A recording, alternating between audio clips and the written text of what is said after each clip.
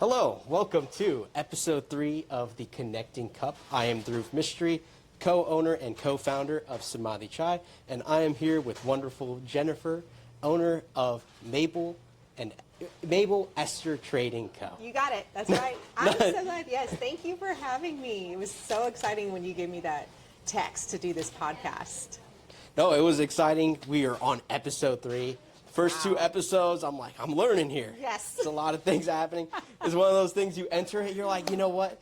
There's a chart. There was a book I read. It was the 12-week year, and there's a chart. You have uninformed optimism, then you get into informed pessimism, and then it's literally called the Valley of Despair, where you have to learn and navigate everything. Yes. And now you're like, then once you're like, all right, I've navigated this a little, you get into informed optimism.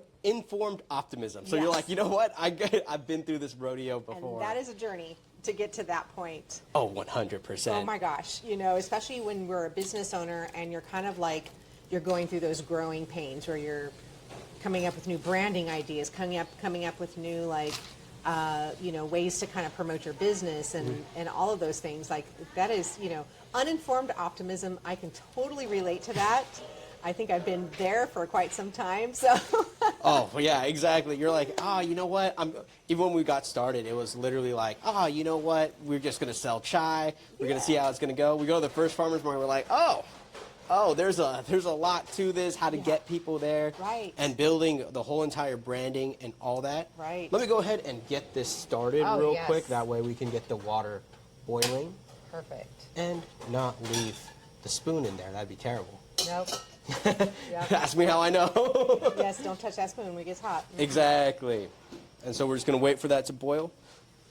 So you've been in the tea business for a while now. When did you get started? 2024 is when we launched. Okay. But I had been kind of building to that for a couple years prior to that.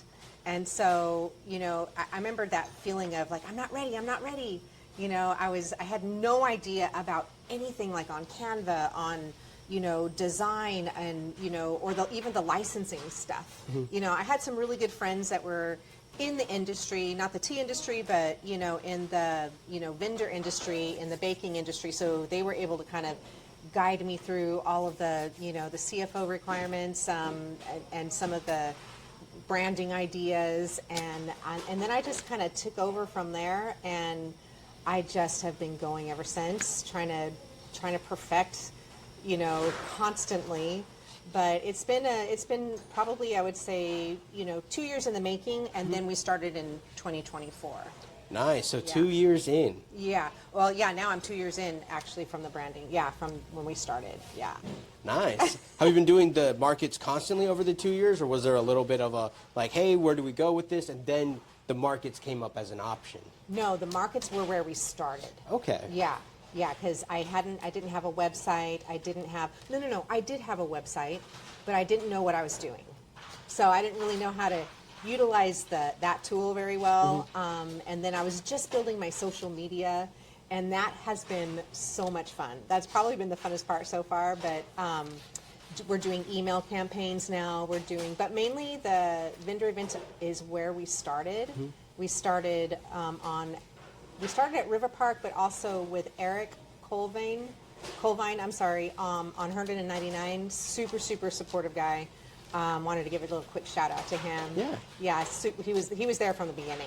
So, but then summer hits, and it's a weird thing because you're just baking out there, and it's tough to get out because you look at the weather, you're like, it's 100 degrees, and it becomes a dedication to almost get out.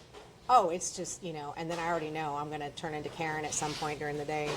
I fight it, but I'm just like, It's in the back. You're just like, I'm just like, oh, be joyful. No, okay, she comes forward.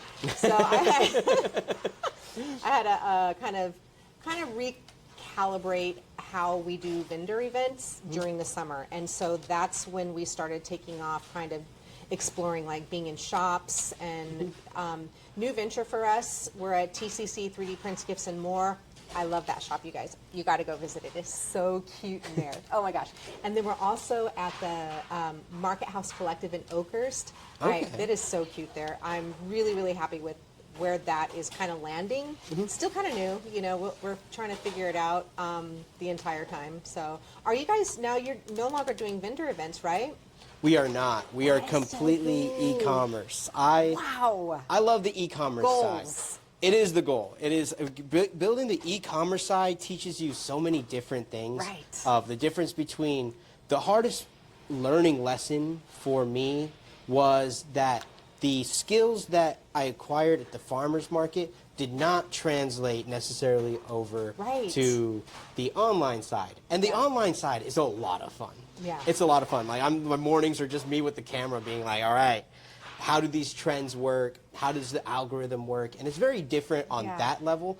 But I think I don't know if this is your favorite part about the online, but it's the community that Yes. comes forward. You Yes. meet really interesting people from all over the place. All over the place. The Yeah. online is very fun in the fact that when you're at the markets, you're left up to almost chance in Yeah. a sense. Yeah. Whereas you hope that there's the foot traffic or the weather's on your side, Right. or there's a lot more factors into Right. it. But when it comes to the e-commerce side, rather than being a bubble of kind of everybody else, you're almost cultivating your own little pixel on Right. the internet. So do you guys have an email subscription or anything like that yet? We do. So we Okay. have a subscription program Yeah. for the chai. We also have an email launch page and Right. sequence and all that Yeah, yeah, yeah. for new members and all that stuff. It gets really heady once you go on like retargeting campaigns and Yeah. more of that business side of it. Yes. But the difference in doing things by going away from the markets, it opens times for fun projects like this thing right here, Yes, which yeah. I enjoy. Yeah. And learning that the salesmanship is different from marketing, and marketing is different from business and Right. brand building. Right. So learning how all those kind of merge together, because we kind of realize we're just screaming into the internet, being like, hello, we are here. But it's not necessarily, that's not how it moves. Right. And learning how it moves in that space, especially on e-commerce, it's weird because it's both really intuitive, but at the same time, you're just like, what's happening here? Right, right, All right, right. we got fire. Prometheus. I love your branding. That is so cool. No, it turned out so Yes, well. so beautiful. Very, very professional. You guys are legit. Even learning on the manufacturing side of everything, gosh. like Alibaba, Yes. dealing with those things, Yeah. like it is. I would say it's definitely a journey, and we're just making 2 cups today, so it's just 6 teaspoons of our mix. But it's a journey, like learning how manufacturing works. Like Yeah. when I entered in, I'm like, oh yeah, you know what? A bag is a bag. And then leaving, I'm like, no, there's a Mylar bag. Then there's a Yes. stand-up pouch. Yep. Then there's like different types of cardboard that goes into between the papers, and just the whole entire learning thing of Yeah. like, hey, you know what? You thought this was super simple. It is not simple at all. Yeah, no. And there's not really any education. I spilled this everywhere like a toddler. That's part and parcel. And we start the timer, and we go for 3 minutes here.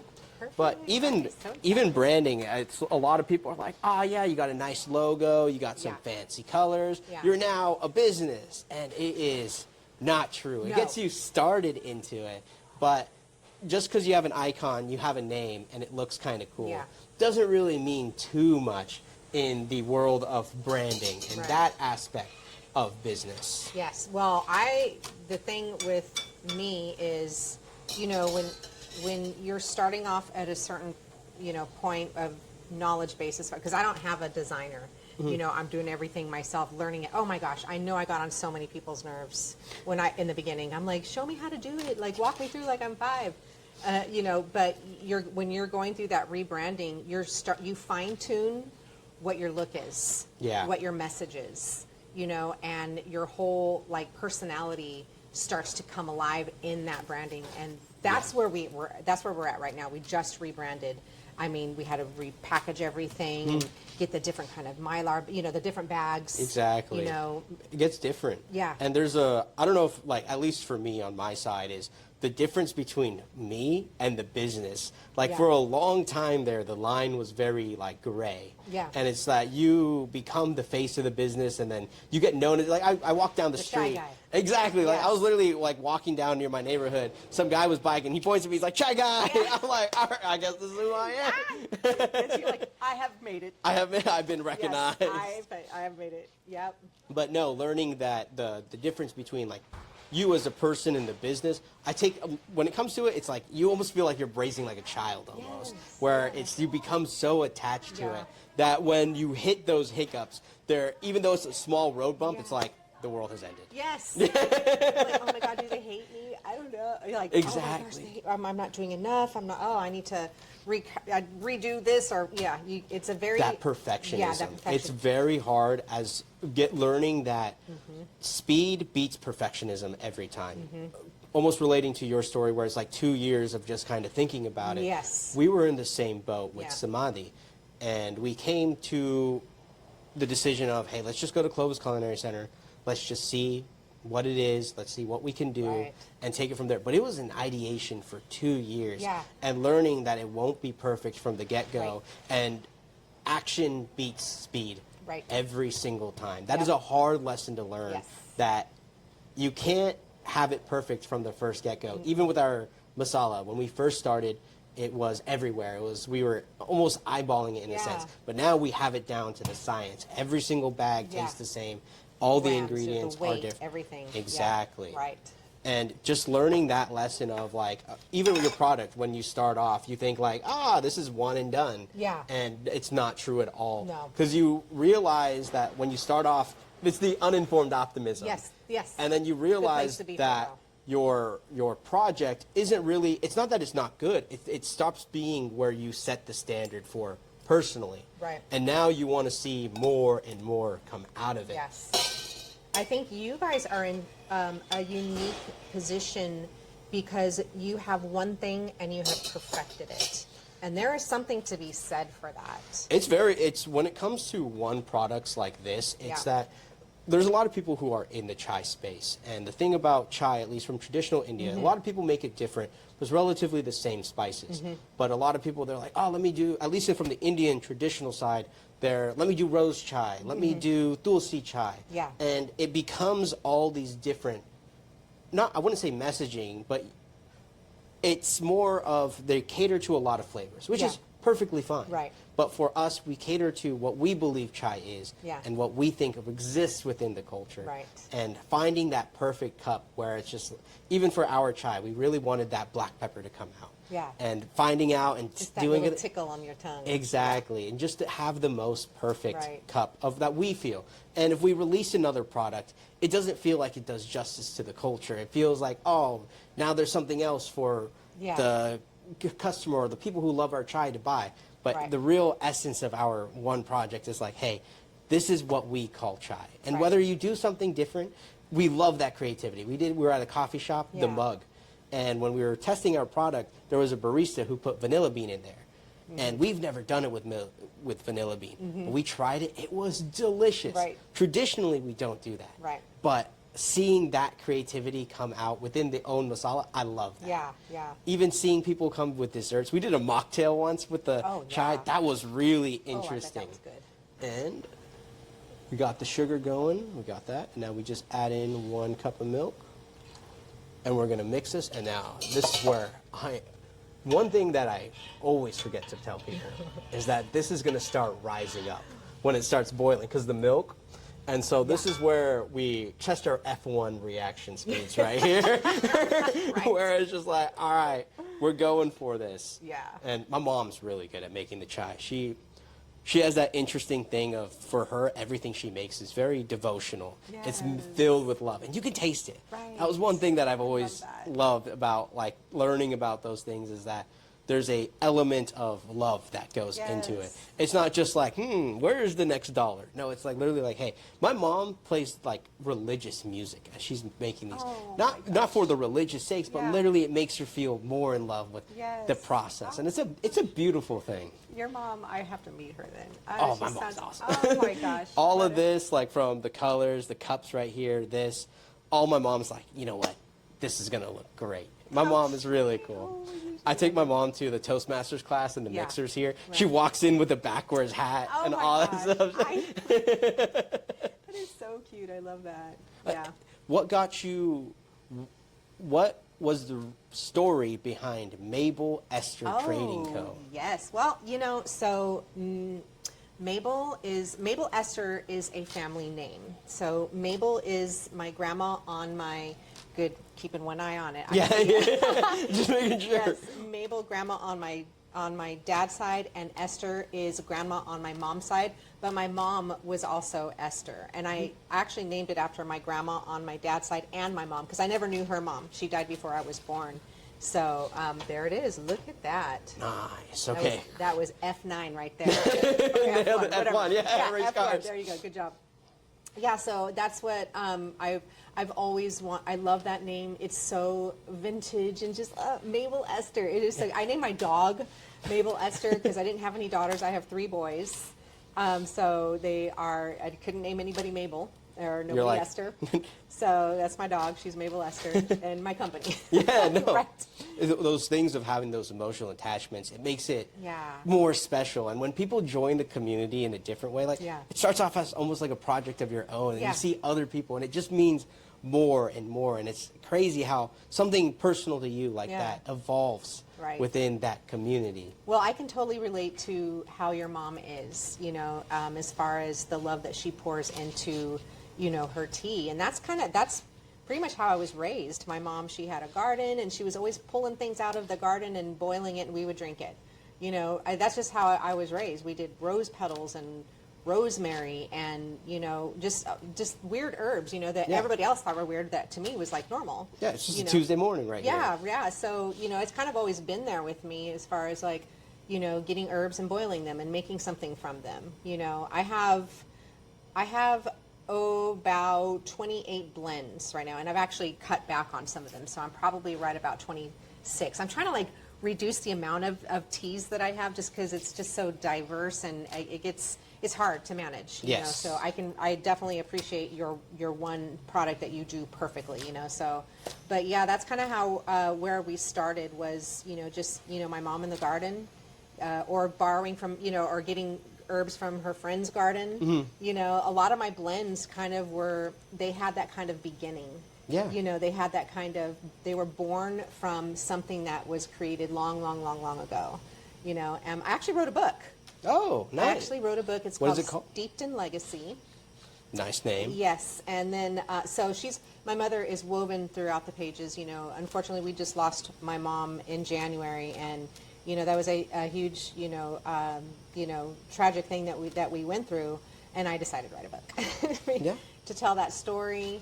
My parents are both in it a lot, and so just to give people a deeper look into my life and where that tea came from that they're enjoying so much. Yeah. So that's kind of It has that deeper root meaning. Yeah. And seeing, like, starting with tea and continuing with tea and seeing how your recipes evolve with time and Yeah. putting your what comes from your mom into that Yep. tea and all that. Right. It's beautiful.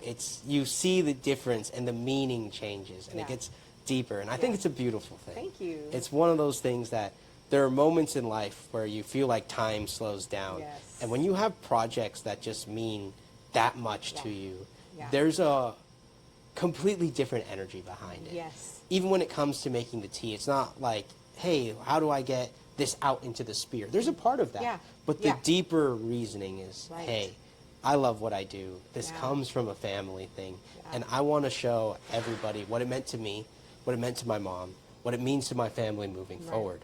And it's one of those things that are just, the feeling behind it is so surreal. Yeah, and it's just like the energy that you get from that is almost like it's just like it's untapped. Like it just doesn't. It's end. empowering in such a Yeah. familiar but unknown way because Right. it evolves.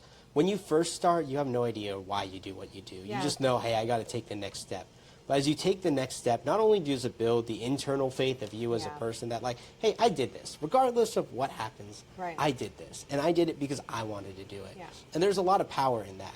Yeah. And also learning that business side and learning, but that's all secondary in a sense. Yeah. That's how you get better at it. But the Right. core fundamental thing, that unchanging factor for it is what people will always fall into love with, what And I that's will what- fall in love And that's why I love like having these conversations, especially with other entrepreneurs and especially in the tea industry, because tea, I don't know, there's just something so comforting and so nourishing, and it's a whole other kind of, you set the tone for your day. Yeah, you really do. You set the tone for your night. You set the whole tone, your mid-afternoon. I love tea. Mm-hmm. I think everybody should have tea all the time. It's tea is an interesting place because it falls both in the terms of like, hey, if you want that caffeine rush, Right. you can go for it. But if you're looking for a reward for the day, to get it started off right, kind of chill out, Yeah. tea is one of those undefeatable things because it has a relaxing element to it, Yeah. plus it has a stimulating element. Yeah. So it doesn't feel like you're checking out. It doesn't feel like you have to check in. You're Yeah. literally just cruising with yourself Right. for a little bit. And the caffeine levels are so medium to light. I have a very popular one. This blend that I have, I call it Cortisol Reset, and that tea is by far my best seller. Just people will grab it off the shelf, just probably because of the name, because everybody's kind of into health and stuff. But this tea is so effective at putting you to have I keep hitting my mic. No, you're all good. Putting you to have a good night's sleep. So there's a difference, between an herbal blend and a tea blend. And so, gosh, that is so beautiful. Look at that copper color. Oh, that's the thing that, like, one thing my mom really stressed about when it came to making the chai. She's like, the color has to be perfect every time. Yes. Otherwise, you put too much milk and you're just tasting. It's just not good. Yeah, it's like not you have right. like a chai latte, which Yes. is not wrong, but this is traditional Indian chai. Oh gosh, that is so beautiful. Here. And if you're looking for more of that black pepper taste, just go ahead, or to get the black pepper just right, you just add a little bit more sugar until you get that yes. black pepper.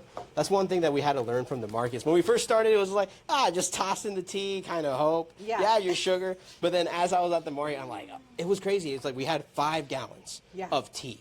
And it was literally like 10 grams.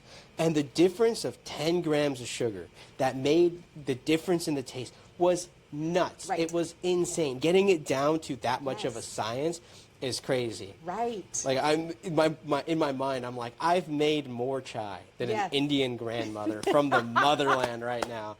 I've made over 300, 400, maybe even 500 gallons Yes. of chai at this point. It's That is so insane. So for me, when I see chai, it's like a lot of people are like, it's just in the culture. I'm like, this is a science. Right. 100%. And no one talks about how, as a business owner, it goes from something that it's just, it smells phenomenal. That's what I Oh feel. my Whenever I gosh. make it in the morning, Yes. like, I start my day with chai. It's one of those things like, hey, before I get my day started, let me at least make a cup. For me personally, it's one of those morning routines that it centers everything. I used to start my day with coffee and very hard music, like rock music, where it's just like Seether in the morning. I'm like, I'm going to go out and tackle this day, right? Disturbed in the morning is my Oh my alarm. gosh, I'm like, this is crazy Yeah. to just start your morning pretty much being like, what's the next Yeah, what a objective? shock to your system. And that was when I was younger. Yeah. I would wake up, I'd go straight to the gym. After the gym, I'd go to tennis. Then at the time I was working at Macy's, worked at Macy's, came home, then literally hit like another workout. It was way too much. Yeah, yeah. As I got older and I faced burnout, because living that type of lifestyle,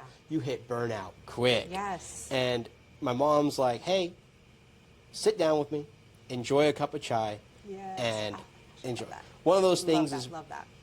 one thing that I didn't expect from my journey with chai on a personal level is how much it connected me with my own family, Right. which was my mornings now.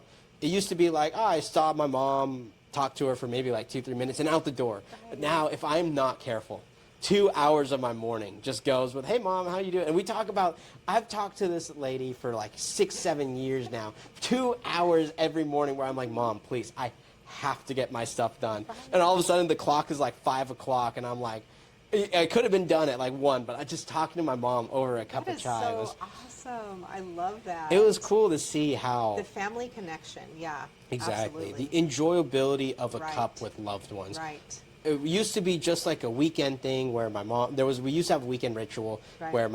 where my mom would make like French toast. We'd all have a cup of chai, all at the dinner table at the same time. And it was something deeply rewarding. Yeah. Of seeing every family member at the dinner table all sharing a moment. Yeah. When you're younger and in high school and all that stuff, you don't appreciate it. And then you leave the house to college or wherever life takes you. And then you hit those moments again, and it has a different tone to it entirely. I have a story about that too. So my son, he just, here, let's take a drink. That's, Gosh, it's so good. you can almost feel your shoulders drop. Yeah, It is it's just that perfect amount of spice, perfect amount of sugar, that cardamom, the clove. that's one thing that you learn from being in business, especially in teas and all that stuff. You get such a almost refined palate where you break it into almost time. Where when I get that initial sip, what happens? Then what happens? And then what happens? I know. I remember when you were tasting my tea at that one vendor, and you were just like, the notes were just bouncing off your tongue, and you were able to like explain it. I'm like, yes, there's another person like me. That's exactly what I was. Yes. So back to the story of connecting with family. So my son. Well, first of all, another little flavor profile that I wanted to mention is it's almost like pudding. Like the taste is so rich and so creamy and delicious. One more drink.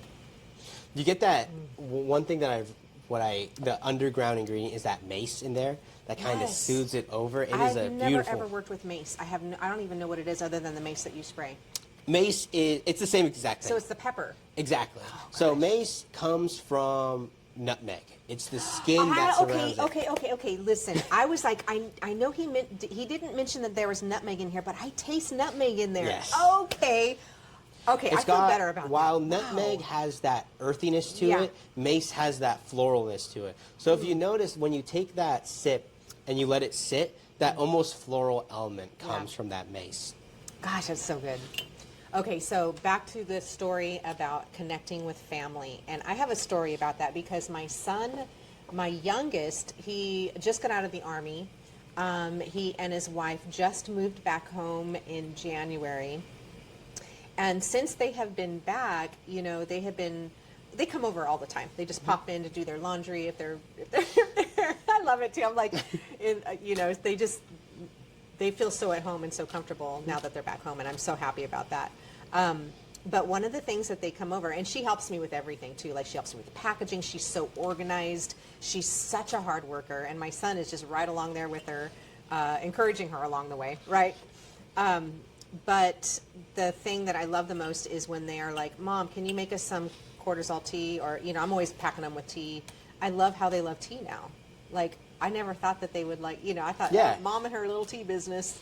Exactly, yeah. But they're like, Mom, this is really, really good. We love it. Oh my gosh, so it helps to connect family together. My husband, absolutely. Oh my gosh, he is probably my biggest fan, I would have to say, of all the teas. And honest criticism too. Like, no, I don't think that that's really good. He's really helped kind of refine certain things. That's one of those things you need one of those hard, like, hey, if do not sugarcoat it. Right. If it's not where it should be. Well, I like sugar. I like you to sugarcoat it. Give me the compliment nice. first, and then we'll move from there. Just do the good things and then tell me the bad things. Exactly. Be nice, but with sugar. Yeah. Yeah. But it does connect with family. I love it. All my kids, they are into tea now. My stepdad, he's into tea. Obviously, my mom was very much into tea. I love that just little thread of family right in the middle of it. Having a family business like that, where your kids literally want your chai. That's even how we got started. That is a brag. Yeah, exactly. That is such a brag. Oh my gosh. Mom, every morning, it's when we weren't in the weightlifting phase, or when we have to do our cuts and stuff like that, we enjoy our mornings with chai. And having that chai with my mom is just different. And starting the family business, my brother jumped in, my mom was there. I was the one who was just like, hey, let's actually do this. Yes. Let's go out, let's see how this does, and put it out there, and just see how it grows in the family business. And there's really that hard feeling to be of when it's your own tea, Yeah. enjoying it with your family who wants to help out and see you succeed. And those silent supporters, when it comes to business, you run into moments where you're like, I don't know if I can do this. Yeah. There is a barrier that I feel like I have not hit. Right. And then you have that support behind you, and Yeah. it is like, okay, you know what? I don't care what obstacle there is. With enough time, enough things, with that support, Yeah. it's hard to not get past it. Yeah, you're going to get past it.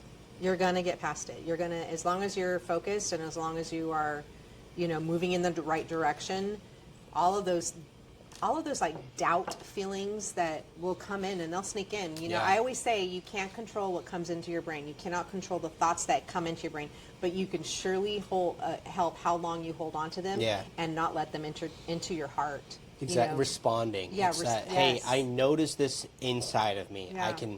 My only ability I have right now is my ability to respond to it. Yeah. And I can either let it sink me, which is going to sink me, and then I can fight it, which is going to waste my energy Yes. too. That's one thing that I've had to learn from a young age is that I'm always somebody who will try to fight till the bitter end. Yeah. And learning a perk that came out of it is I have the energy to relentlessly go forward. But learning that lesson of, hey, if it's a battle, it's probably not the right direction for you. Right. If you have to wake up and literally wake up to Disturbed and just sit there, like you gotta, you're running into different problems here. Right. And you get so focused on the end result, which you can't even control. No. And any obstacle, you get tunnel vision. Yeah. And that tunnel vision is single-handedly one of the hardest things, at least for me, to fight, where I was just like, no, this has to end up my way, look my way, be my way. Yeah. And learning that business side of like, hey, if you're fighting and it's this hard, you really have to take a step back. And I live in a mindset where every day you don't do it is a day wasted. Right. But that's a very bad mindset in the sense of, you can accomplish a lot, but if you take a step back, take a week, you can probably accomplish 3 times as much. That right there is the recipe for success. Right there, what you just said. When you can take a step back and not be ruled by productivity all the time. Oh my gosh, for me and my business, for me and my family, we are, we're a faith-based family. We have dedicated our lives to the Lord, and that is one of the things that has sustained me in my business, because on my own, I know I'll mess this up, because I know I'm just gonna fight. I'm gonna be ruled by emotion. But I submit that over to God every single time I feel it creeping in, and that's when I say I can't control the thoughts that come into my brain, but I can control how long I hold on to them, and I can submit those to God. And then just rule with a calm heart. Yeah. Let the Spirit lead you in the directions that are going to be good for you. Because that's the ruling factor in my business is the Lord.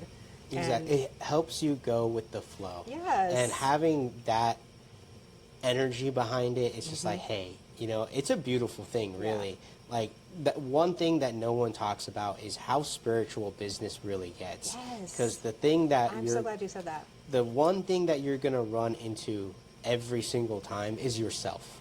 Yes. And you see the problems in your business are exactly aligned with the problems that you lead in your personal life. Right. And the thing about business, to even hit the next level, is you have to be troubleshooting, but not fixing yourself. That's a very... Gosh, it is such a... Yes, right there. Everything you were saying, and it's such a fine line. It is. It's such a fine line. Because it's just like what goes into fixing ends up in fighting. Right. And then that energy gets wasted. Yep. And the thing is, if you troubleshoot it and you know it's a problem, but you can't fight it, but you can't necessarily tackle it head on, you're left in this weird fog.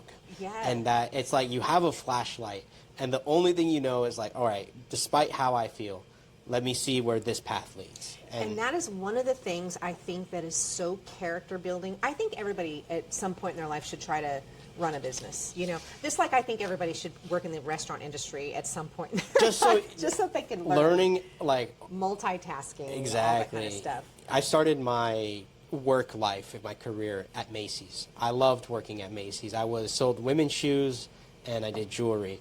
And learning customer service, dealing with those things has made me a better person. Absolutely. And one sense, you could be like, customers, it taught me compassion in a different sense. You don't really know what someone's going through. It could be a bad day. They're shopping to enjoy themselves, right? Despite how they feel, who they are, they've come here for the sole fact to enjoy themselves. Yeah. Same thing with the restaurant, I believe, which is just like, hey. That is the thing. And I was a server for 15 years, and I worked everything from diners all the way to fine dining.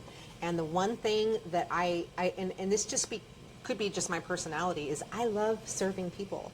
Like, I never get annoyed. No. Let me be fully transparent there. But You're still a person. Yes, you still have and feelings. you still are going to combat angry people, upset customers, and they're going to get under your skin sometimes. But the spirit of it is, I love serving people. And that has always been kind of like my guiding force. I love serving. In this business, what I have learned beyond that is how to address challenges. I've never been one, you know, I've never been in a position where I really had to figure out how to fix something. But what this has taught me, and I believe also through the Spirit of God, is how to calmly, like, let's figure this out. Let's figure out a way where, instead of just giving up, like, maybe my sales weren't doing well at this one store. Let me figure out, instead of pulling my stuff out of the store, or instead of like blaming it on this and that, like, maybe there's something else I need to do. Not every problem's the Titanic, right? No, like, it's not like, we hit the iceberg, right? We're gonna die. Sink ship, get the lifeboats right now. Exactly. No. Sometimes it's just a readjustment. You know, just even a little can completely change your course. Exactly. Of life, you know, and that's what this running a business, just in general, I think teaches, you know, entrepreneurs is how to address it calmly. Even one thing of, like, if you do end up not doing well, don't try to save a sinking ship. Right. If the bridge is burning, you don't have to grab the water bucket. You probably waste more energy with the water bucket. Right. Sometimes letting something burn, watching it burn, and taking what you've learned. When I was younger, I started a motorcycle protection jacket made out of denim, leading industry. And it was very ambitious for someone who was 19. Wow. I can only look back at it now, and when I hit failure, because that was very ambitious. I mean, I was doing well. I did a Kickstarter. I developed the whole jacket. It took me like 2 years, and I released the Kickstarter, and within the first 2 days, I already got $3,000 in funding. Wow. I went viral twice, and it was 54,000 views each video. Wow. But if you look at the comments, it was, hey, have you tested this? Hey, I crashed in denim, and it burned in my skin, which didn't even cross my mind. Right. And then I started dealing with the morality of it. Right. So I did what every 21-year-old would do, and I dug my head in the sand. Yeah. I watched it all burn. And that was a learning lesson. It didn't have to burn. Right. But I got so caught up in the morality. I was 90% sure that if someone crashed in my jacket, at least their upper body would be fine. Right. I had all of the industry-leading things, but the morale, I'd never stopped once to think like, hey man, you know, this jacket's there to save lives. If it saves their life, that means they were in trouble in the first place. Right. And that morality, I didn't stop to think about it once. I was just so passionate about motorcycles and jackets and doing that at the time that I never stopped for the morality. If I could go back, it's just like, hey, look. And what was crazy is I was like, all right, let me get this tested immediately. It cost $40,000 from the get-go to get it tested. And I'm like, all right, that's not coming out of the sky, right? And so it was just like, I got so caught up in the numbers that I watch it burn. Yeah. But I dug my head. But worst thing, it wasn't even watching it burn. Right. It was digging my head in the sand. Right. And I was refusing to learn the lessons. I was refusing to do that, and it got stalled for a year. Maybe even 2 years of my life of just kind of drifting by, starting random projects that I didn't really care for. Right. And learning that, hey, you know what? It's not about watching the bridge burn. That's fine. But you have to take those lessons, and you have to move forward. I've it seen right there. a lot of people burn the bridge and then dig their head in the sand. Right. And it takes if you don't have the support systems, it takes a lot of internal energy. Yeah. A lot of people are going to just straight up turn to God. At least I did. Yeah. Where I'm like, all right, there's literally nothing I can do. Right. It is all of my life right now in this current moment is completely out of my hands. Yes. Even if I put a massive amount of energy somewhere, Yeah. it's still God's literally gonna have Yeah. to do something here. Yeah, right. And that was one learning lesson of like how much I love that. spirituality, faith, Yeah. energy all really comes into this. Yeah, so when man, what you said is so beautiful. And watching it burn, I have a story for that too. So when we actually first started, I knew I wanted to do something with like herbs and, infusions and stuff. And tea's always been there. It's always been in the background. But when I first started, when my husband and I first started, we started doing alcohol infusions. Oh. Okay, so and their road tripping infusions, I love their product. They do the same thing, So I'm actually glad we didn't go there because they do such a great job. Anyways, just a little shout out to road tripping infusions. But we started off, and I was drying my own fruits. I was sourcing all this, everything, the jars of the little shaker strainer lids for like a proper bartender. It was just, they were super cool, and mason jars and stuff. Anyways, my husband and I went through a period in our time where we quite literally, we had to choose sobriety. Mm-hmm. With his PTSD and all of the, and that's all in my book too. It's a beautiful story of redemption, but it is also a very heartbreaking story of, oh my gosh.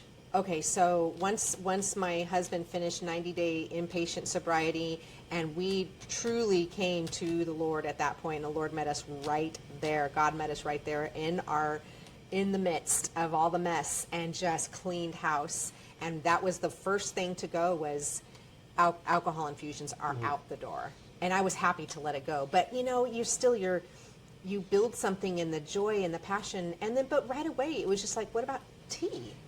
What about I'm already doing that already, so, that's watching something burn is so cleansing, if you allow it. And one of those things is that when you watch it burn, you don't realize, and it's the wrong avenue, you don't realize how much energy comes back when you decide in that exact moment, I'm watching it burn. Yes. And that's only when insight can come back to you. Because when you try to head front a path that you deep down don't want to confront, that this is not for you. Right. And I think the psychological term is sunk cost benefit.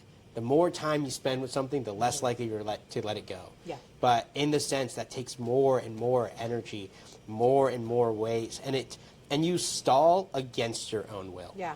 And it is life being like, hey man, this is not the path for you. You can fight the flow.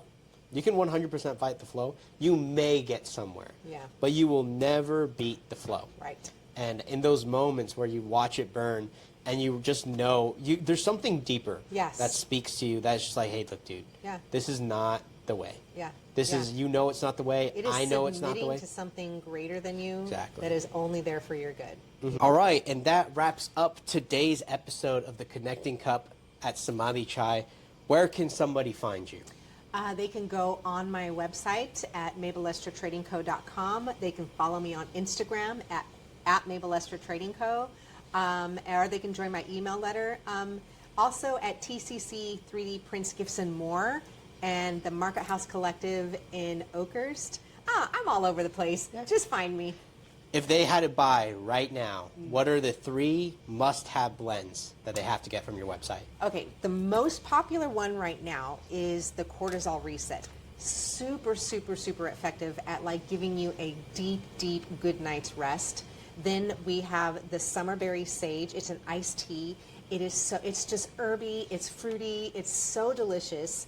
And then also the Forest Chai Mate. So it is made with roasted yerba mate. I put chicory root in it. It's a little malty, a little spicy. Cedar tips are in it. It's just one of those flavors that are just like, wow, what is this? Especially that chicory root coming out. Oh, yeah. It just adds that taste to it. That maltiness. That campfire too. Yep. That one is that one too. The campfire chai is amazing too. But those 3 are my top sellers right now.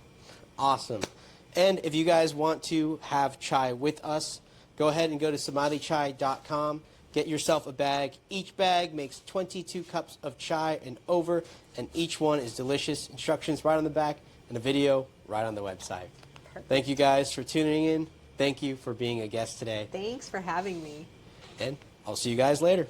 Bye.